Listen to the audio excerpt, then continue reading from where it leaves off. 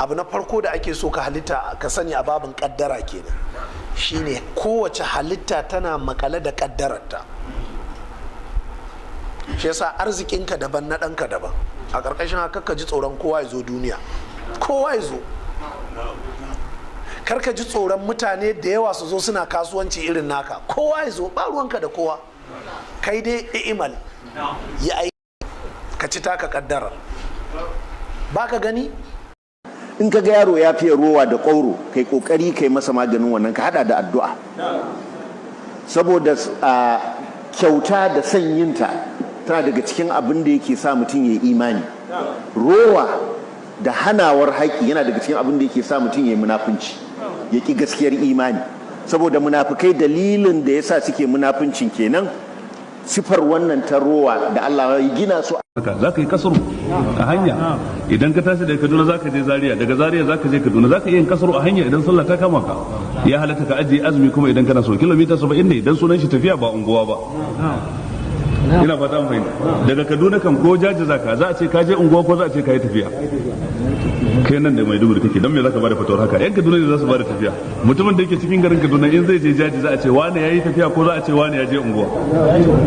In aka ce unguwa ya je to ba zai kasar ba. Ya Allah mu bayinka ne, su bayinka ne.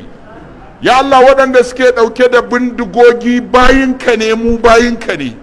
Ya Allah kada ka fifita bayinka matsiyata a kanmu. Ya Allah mu bayinka ne masu binka. Allah duk wanda yake so ya cuce mu Allah ka bada magani. Ba mu da kowa wallahi sai Allah.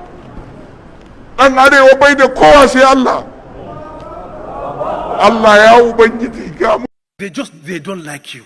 If you ask them any reason, no reason. Even a flimsy excuse will not be given to you. But they hate you. They envy you.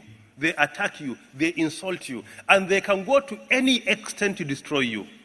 Even in that regard in Islam, for you to reach the peak of ihsan, you have to retaliate with good actions.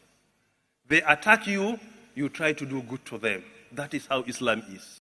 Yawun bakin budurwa yana ƙara kaifin hadda.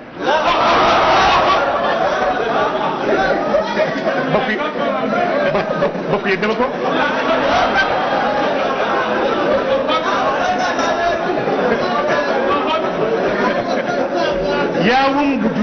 Yawun bakin budurwa yana ƙara kaifin hadda. A hadisin Bukhari da muka karanta